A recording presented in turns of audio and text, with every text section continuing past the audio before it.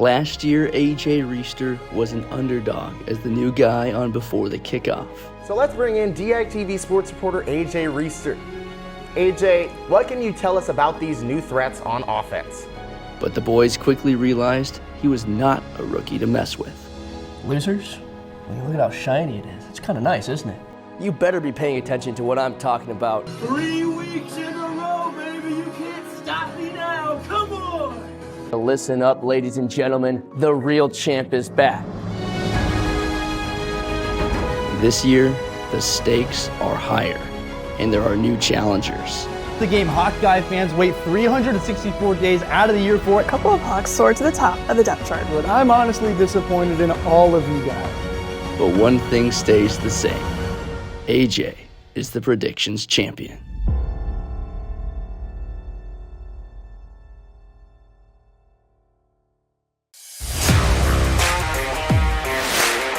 Really, no one has the trophy right now, and once the ball's kicked and it's 0-0, it's anyone's trophy, and we just got to go out there and do our best to try to get it. Last year, the Hawkeyes dropped the Floyd of Rosedale back to their rivals, the Minnesota Golden Gophers, and there might have been a little bit of shenanigans in that game with a fair catch call that may or may not have been there, but like Quinn said, when they kick off this Saturday, it's a 0-0 ball game. Yeah, I'm happy they at least think it's 0-0, though that game really just still haunts me from last year, but hopefully it's a different story come Saturday. Yeah, Colin, but hello everyone, welcome to Before the Kickoff, the Daily Iowan's weekly pregame show and your #1 source for Hawkeye sports. I'm Brady Barron. And I'm Colin Carruthers. We're going to break down everything you need to know before the kickoff. Today we're going to take a look at Iowa's historic rivalry with Minnesota, break down the Golden Gophers roster, and of course give our predictions for this weekend's game. But first, Colin, we need to talk about how the Hawkeyes played last week. Yeah, Brady, it just was not a fun Saturday for me. First, AJ wins the belt, and I don't even want to talk about that, but I was just in peril watching Iowa. They came out flat against a Troy team with little experience. It took Iowa until the second quarter to get on the board with a touchdown, but they immediately gave one right back to the Trojans. But that wasn't all, as Iowa was up by 3 going into half until Troy's Devontae Ross returned a punt 77 yards to the house, Brady. This came as a total shock to Iowa, the fans, and just honestly football in general, but the uncharacteristic day continued with another Trojans touchdown in the third quarter as again Devontae Ross went 62 yards as he burnt TJ Hall on a fade route. And that's something that we try to limit, is the big plays, and something that we obviously have to get better at, something that we're not. That's not really our brand of football on the back end. We just have to get better. We understand what we need to work on, but yeah, the big plays, that's what we're focused on, limiting those, and then obviously stopping the run. But Colin, outside of those big plays, the defense was pretty solid. They were also helped out by 4 offensive Hawkeye touchdowns in the second half to snatch the win 38-21 and move to 2-1. But when it comes to conference play, those defensive issues will definitely need to be cleaned up. If you have problems that are mental challenges or guys are making mental errors, those can be fixed. If you have like a personnel problem, that's a different situation. It's good that we don't have those problems. So anything mental, communication, things like that, those all can be, eye discipline, all those things can be fixed. We just got to fix, better communication, and then obviously just how we're playing. We're just not executing for those plays, and so we just got to be better. Yeah, Colin, the defense is going to look to improve on the big play front when they head up to Minneapolis this weekend to take on Minnesota. But for a look back at the history of this rivalry, let's send it out to DITV Sports reporter Elise Gann in the newsroom. Thanks, guys. The Iowa-Minnesota rivalry has thrived on both sides since the beginning, but the fight for the iconic Floyd of Rosedale trophy has never been as highly anticipated as it is this year. After last year's tragic ending for Iowa, the rivalry between the two schools has only escalated. The Hawkeyes are eager to snatch back the Bronze Pig from the Gophers in their 118th ever meetup and their 89th trophy meetup. It's like the best of the Midwest, and I think you have two teams that are playing for a trophy, excited to play each other. Obviously, the game goes back a long time, and two teams that are excited to play each other. I think that's what you'll see on Saturday. Iowa currently leads the trophy series with 44 possessions of the Pig, but Minnesota is right on their tail with 43 possessions of their own.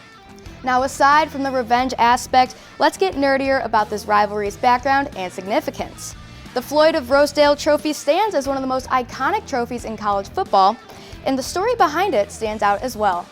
In the 1934 Iowa-Minnesota game, major controversy sparked over the treatment of Iowa halfback Ozzie Simmons, one of the few black players of the era.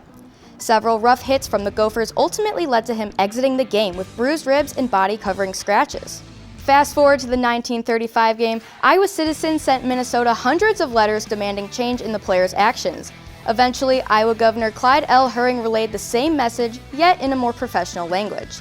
Minnesota deemed his speech idiotic, but State Governor Floyd B. Olson sent a game-changing telegram to Herring regarding the situation. It wrote, quote, "I will bet you a Minnesota prize hog against an Iowa prize hog that Minnesota wins," end quote. The bet was agreed upon and a civil game was played with Minnesota taking the win. Herring picked up a pig from local Rosedale Farms, named it Floyd after the Minnesota governor, and delivered it to him personally. Eventually, the pig was replaced by the Floyd of Rosedale trophy.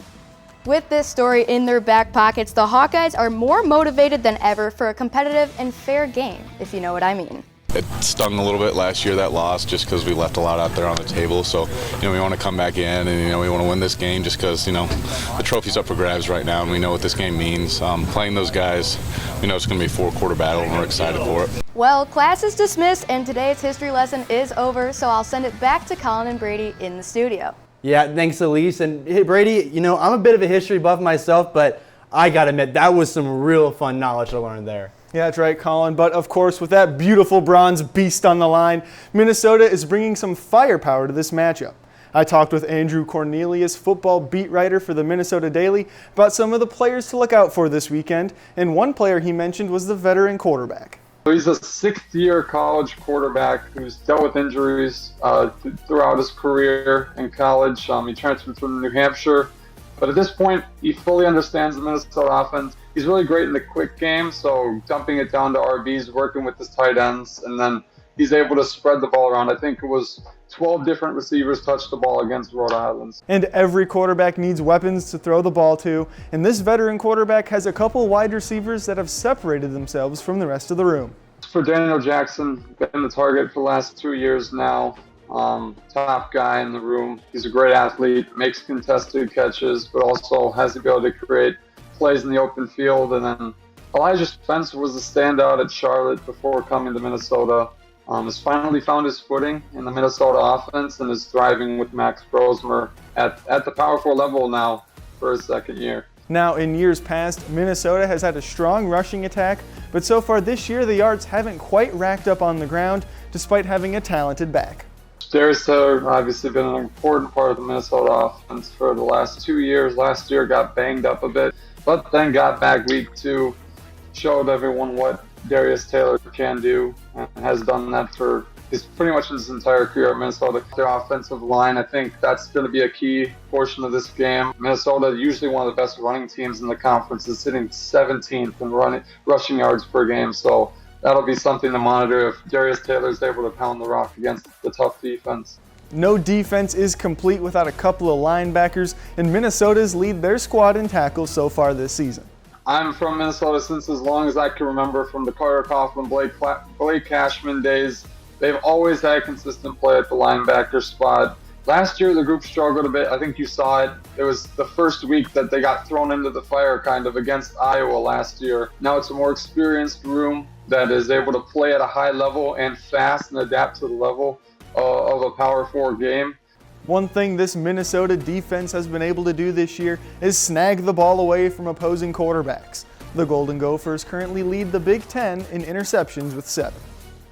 Justin Wally, Ethan Robinson, 2 very experienced corners and very talented as well. And then they have great speed and ball skills, so that helps when you're playing any coverage that you would choose. And then Minnesota has rotated 5 to 6 different safety combinations throughout the first 3 weeks, but safety coach Danny Collins has done a great job with that room. Obviously, Minnesota continues to produce top-level safeties. Tyler Nubin, the latest in the NFL right now.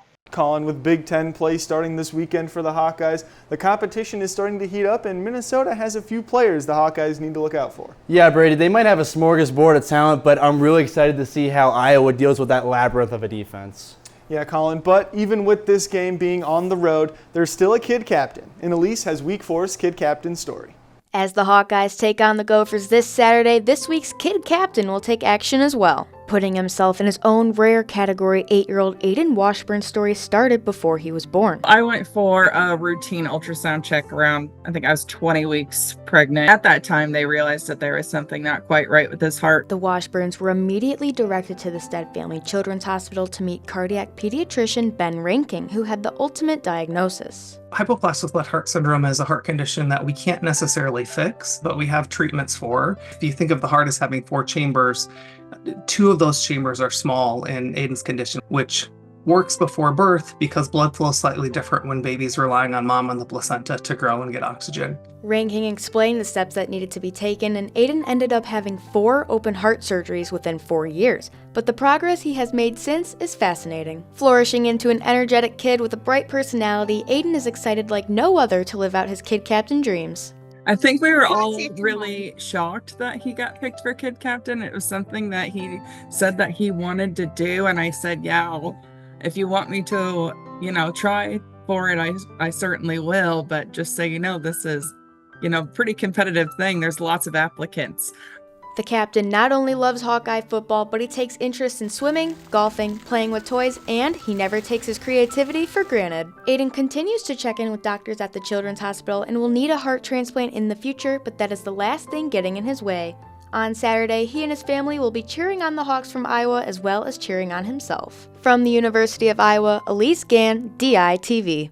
Great story there, Colin, but now it's time to take a look around the Big Ten. Let's send it out to DITV Sports Director AJ Reister for some information on the hottest games this weekend.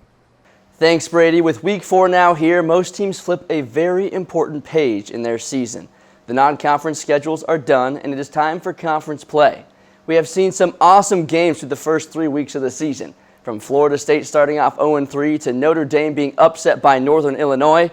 But now it is time for the meat of the schedule to start, where every week we start to see who could come out on top at the end of the season. Starting in Ann Arbor, Michigan, the 18th-ranked Wolverines are hosting the 11th-ranked USC Trojans. Southern Cal is coming off a bye week after defeating Utah State 48-0, and the week before upsetting then 13th-ranked LSU 27-20. With an early bye week in the season, we'll see if this high-powered offense can pick up where they left off 2 weeks ago when the halfback room ran for nearly 250 yards and 5 touchdowns with 6 different players getting in on the ground game action. On the other side, the Wolverines bounced back last weekend against Arkansas State 28-18 after falling to the Longhorns the week before. Walk-on quarterback Davis Warren started the first 3 games for the Maize and Blue, throwing for over 440 yards and 2 touchdowns, but also had 6 interceptions. Head coach Sharon Moore made the announcement on Monday that backup Alex Orji, who is the projected starter after J.J. McCarthy was drafted to the Vikings, will start this weekend. Alex will start on Saturday. Excited for him. He's been in here chomping at the bit, so we'll move on from there.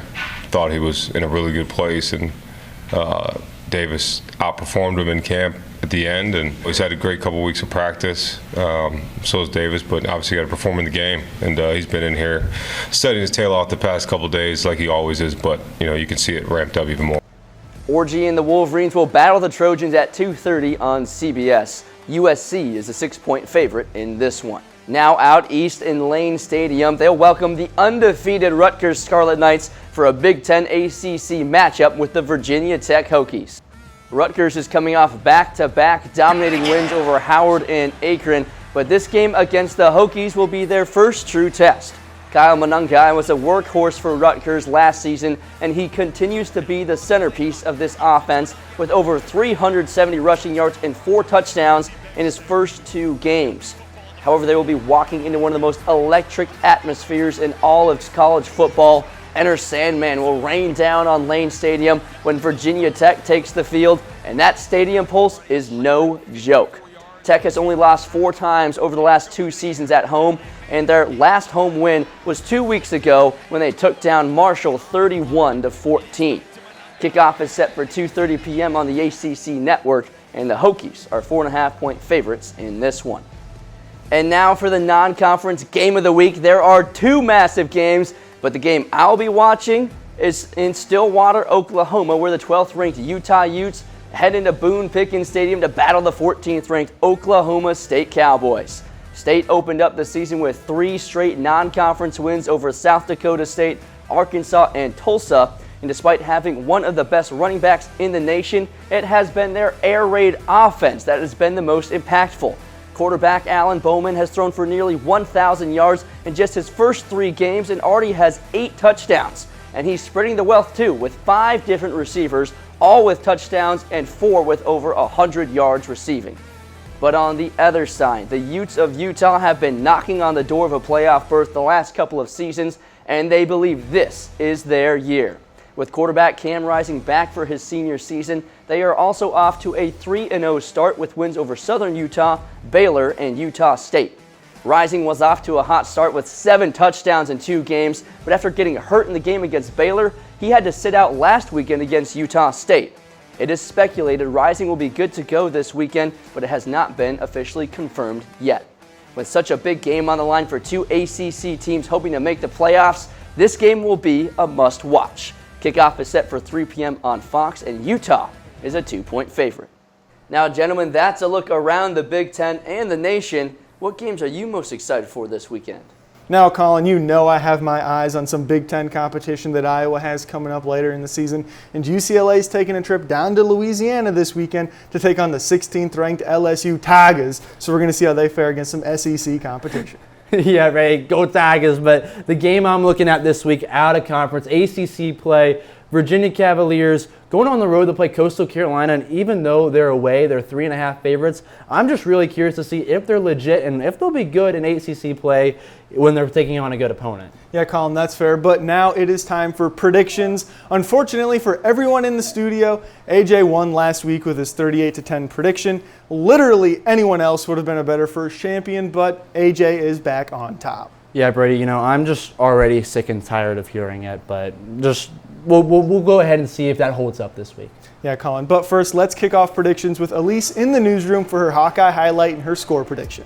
Thanks, Brady. After eyeing his performance throughout the first 3 games of the season, I'm rocking with newcomer Jacob Gill as my Hawkeye highlight.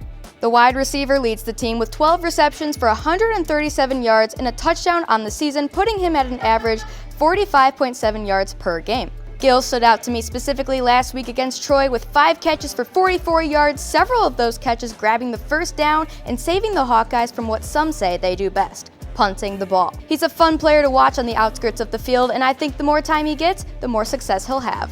As for my score prediction, I've got this one tight like last year's game, but with a slightly higher score. I have the Hawkeyes bringing home the pig with a 23-17 win over the Gophers. Now, AJ, my good friend, I'm excited to hear what you have in mind in order to keep the belt, but it'll be hard because the belt just seems like it's a little more my style. I'll hear you out though. You know, Elise, I really like how it looks on me, but it is time for me to defend my belt. I know you all were so happy that I won it again, but don't worry, my pick this week will be even better. Starting with my player to watch, I expect another big day from sophomore defensive end Brian Allen. He had a sack against Illinois State and got his second last weekend against Troy, and he is electric. His one-on-one block shedding is big league and has been so quick off the line that last week he literally ran Matthew Caldwell through the end zone. Expect him to have a big day under the bright lights, but now for my score prediction. I've got the Hawks taking this one in Minneapolis, 20-17. I went back and forth, but these Hawkeyes are hungry, and I find it hard to believe that a Kirk Ferentz-led team will lose to the Gophers in back-to-back seasons and start off 0-2 in trophy games. It's just not in his DNA. Now, I don't know about you guys, but I think I might be going back-to-back this week. What do you think will happen this weekend?